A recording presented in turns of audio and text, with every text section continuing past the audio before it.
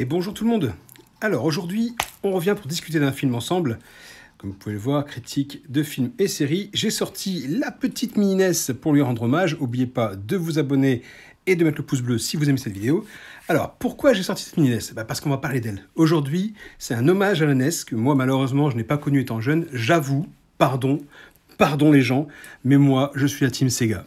À l'époque, j'avais une Master System 2. J'ai pas connu le Master System 1. Enfin, je l'ai connu chez un copain qui avait plein de jeux d'ailleurs.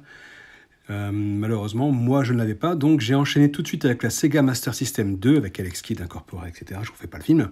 Donc, il est vrai que moi, personnellement, j'ai moins été touché par le film dont on va parler tout de suite, qui rend hommage à la Nintendo, la NES, à savoir 8-Bit Christmas. Alors, je vais vous mettre ceci en fond d'écran. Voilà, comme ça, vous le verrez toujours pour vous rappeler de quel film on parle.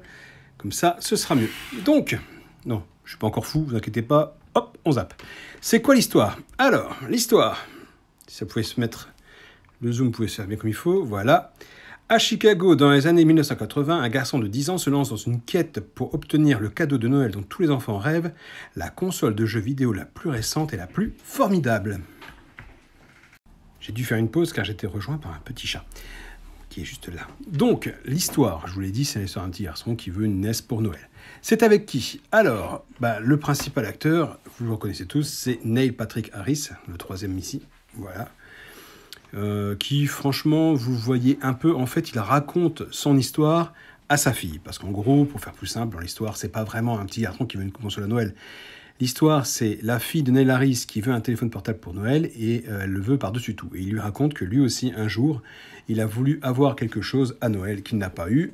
En tout cas, il laisse entendre qu'il n'a pas eu, à savoir la Nintendo. Et donc, il va tout faire pour l'avoir et il raconte ça à sa fille. Donc, le père de Neil Harris est interprété par Steve Zahn ici même. Et franchement, alors, le film, ça se laisse voir. C'est un gentil petit film de Noël, mais c'est pas le film de l'année. Ils auraient pu aller beaucoup plus loin avec la Nintendo, beaucoup plus loin. Ils parlent effectivement du pistolet, du phaser, je crois que ça s'appelle à la base. Donc ça, ils en parlent. Ils parlent du gant, mais ils parlent pas de Rob. On le voit, Rob, mais ils en parlent pas. Ils parlent une fois de Mario, c'est tout. Une fois, on voit un jeu tourner Rampage. On voit aussi, je crois, le jeu des canards qui tourne parce qu'il y a le jeu du pistolet, du phaser. Mais il y avait tellement de bons jeux. Il y avait Mario, il y avait Donkey Kong, il y avait Zelda. Il n'y a aucune notion de fête à Zelda. Enfin, quand même, c'est quand même un must, quoi. En plus, pour les puristes, vous me direz si je me trompe, mais il me semble qu'en Amérique, la NES n'avait pas le même phaser qu'en France. Il me semble que le phaser orange avait été interdit là-bas. Ou c'est l'inverse. Il était fait uniquement pour les États-Unis parce qu'il ressemblait trop à un vrai gun à la base. Dites-moi si je me trompe. Mais en tout cas, il me semblait qu'à la base, le pistolet n'était pas orange. Donc, même là-dessus, ils se sont plantés dans le truc. Bon, c'est pas grave, on s'en fout. Par contre, les amoureux de la Nintendo vont aimer quelque chose. Vous voyez, alors je ne sais pas si c'est des reproductions. Je ne sais pas s'ils ont réussi à se fournir auprès de Nintendo. Mais en tout cas, les boîtes de NES que vous voyez dedans, elles vont vous faire pleurer. Même les jeux, les boîtes de jeux, je ne sais pas si c'est de la repro ou du vrai, mais en tout cas, ça va vous tirer une larme, je vous le dis. Donc, voilà, Neil Patrick Harris, que vous connaissez tous, à mon avis, puisque vous avez dû voir ses différents rôles. Il est né donc en juin 1973. Je suis désolé, la qualité encore de l'image est un peu trouble. Je ne sais pas comment ça se fait. Parfois, mon iPad me fait ça. Donc, il a joué dans quoi au cinéma? Il a joué dans Starship Troopers. Moi, c'est là où j'ai découvert. Il a joué dans plein de films que je ne connais pas. Tempête de boulettes géantes, donc ça, il fait la voix de Steve. Il a fait quoi encore? Comme chien et chat. Les Schtroumpfs, les Schtroumpfs, forcément, on l'a vu il n'y a pas longtemps. Donc les Schtroumpfs, le Noël des Schtroumpfs, etc., etc. American Pie 4. Là, vous voyez, l'image est meilleure, là. Gone Girl. Alors, je ne me souviens pas qui joue dans Gone Girl. J'ai vu Gone Girl, c'est un très bon film, mais je ne me souviens pas qui était dedans. Downsizing, j'ai vraiment pas aimé ce film. L'idée était bonne, pareil, mais bon, bref, on s'en fout. Matrix Résurrection. Alors ça, je viens de l'apprendre en faisant la vidéo. Alors, pardon, je viens de voir que le focus ne s'est pas fait. Il joue dans Matrix Résurrection, le tout dernier qui va sortir là. Donc, une très très bonne surprise. Et en télévision, il a fait Dr Doogie. C'est là où je l'ai rencontré la première fois, en 1989. De 1989 à 1993, il faisait le rôle du plus jeune médecin au monde. Donc voilà, très très bonne série. Les Simpsons, ça on s'en fout. Qu'est-ce qu'il a fait d'autre? Roseanne. il fait le docteur Dougie dans Roseanne. Roseanne, ça, c'était une bonne série. Je sais pas si vous connaissez... Dites-moi en commentaire si vous connaissez Roseanne. Roseanne Barr, j'adorais. Code Quantum, il a fait un épisode. Arabesque. En fait, il a fait des interprétations un peu tous les épisodes, toutes les séries, pardon. La légende de Tarzan, Les Anges du Bonheur, Spider-Man, Les Nouvelles Aventures de Peter Parker, New York Section Criminelle, Numbers, Batman, L'Alliance des Héros, Les Pingouins de Madagascar, Spider-Man Dimension, American Horror Story, Freak Show, saison 4, épisodes 11, 12 et 13. Je ne savais pas qu'il y avait joué là-dedans, parce que c'est pas du tout son répertoire à la base. Voilà, donc qu'est-ce que je pouvais plus rien, voilà. Ensuite on passe à Steve Zahn. Steve Zahn, c'est donc le père de Neil Patrick Harris dans 8-Bit Christmas. Alors ce monsieur, son visage me rappelle quelqu'un et je ne savais plus qui. Alors c'est en regardant les différents films que j'ai trouvé. Il a joué dans Vous avez un message, donc que j'ai vu, You've Got Mail, et je pense que c'est là-dedans que j'avais découvert. Il a joué dans Stuart Little, il a joué dans Docteur Dolittle, le 2. Une virée en enfer, je crois que c'est là que je l'ai rencontré, dans Une virée en enfer. J'avais bien aimé ce film-là. Stuart Little 2, National Security, École paternelle, qu'est-ce qu'il a fait d'autre que vous connaîtriez? Bandidas, Le journal d'un dégonflé. Là, encore une fois, l'image est mauvaise, je ne sais pas comment ça se fait. La planète des singes. Et à chaque fois, je crois que c'est Tank Girl, mais non, c'est Tall Girl. Tank Girl, très bon film. Si vous ne connaissez pas, un jour, je vous ferai une chronique dessus. Donc voilà, après la télévision, il a joué dans Friends, il a fait le rôle de Duncan, c'est le petit ami de Phoebe, le petit ami homosexuel patineur, qui en fait n'est pas homosexuel et qui demande le divorce. En 1996, c'est là où je l'ai découvert. Voilà, c'est là, c'est pas ailleurs, c'est là, dans Friends. Friends, c'est ma série de cœur, donc forcément c'est là que je l'ai vu. Il a joué aussi dans Modern Family, il faisait le rôle de Ronnie. Enfin voilà, il a fait pas mal de choses.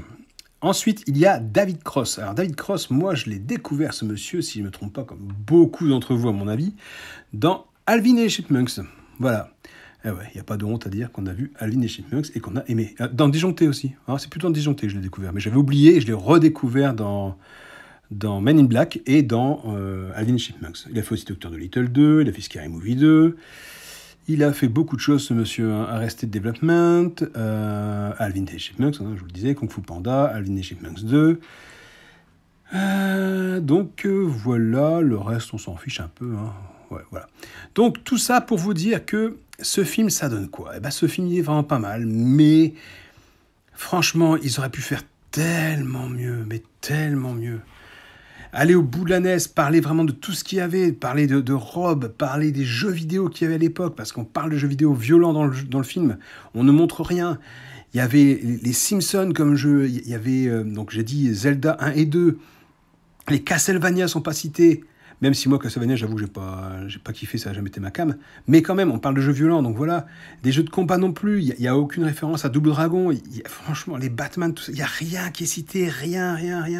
Le seul qui est cité, je vous dis, je crois que c'est Mario, Rampage, et il doit y en avoir un ou deux autres, mais c'est tout. Ils auraient pu faire tellement de choses, tellement mieux. En fait, la Nintendo, c'est un prétexte à l'histoire, c'est vraiment pas le sujet de base.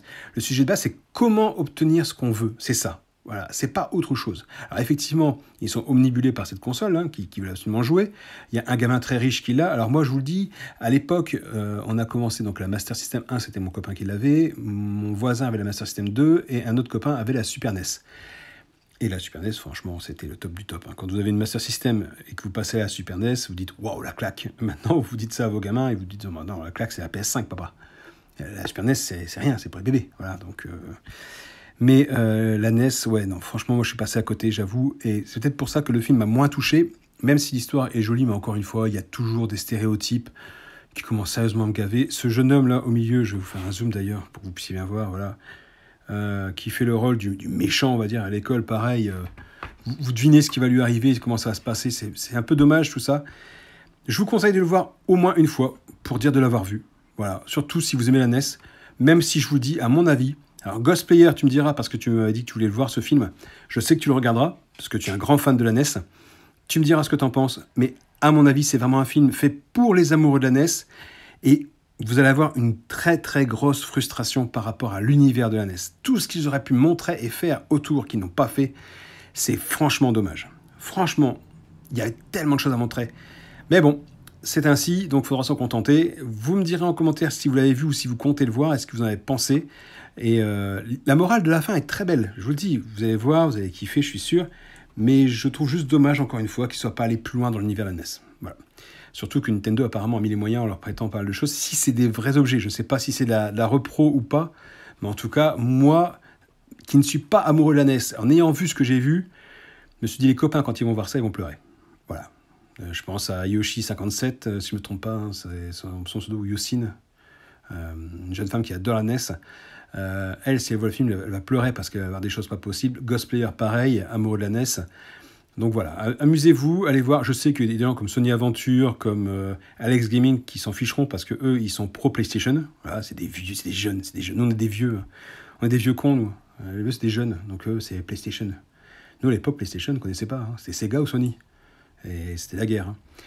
Et donc voilà, donc je vous laisse tranquille, dites-moi ce que vous en avez pensé, et n'oubliez pas le petit pouce bleu qui fait plaisir, l'abonnement à la chaîne, et partagez, n'hésitez pas de le faire, et de me parler en commentaire, il n'y a aucun souci, je réponds à tout le monde. Allez, sur ce, je vous laisse sur les petites images de cette petite Nintendo, qui vous aura fait, à mon avis, pas mal rêver. Voilà, allez, sur ce, ciao, ciao, ciao.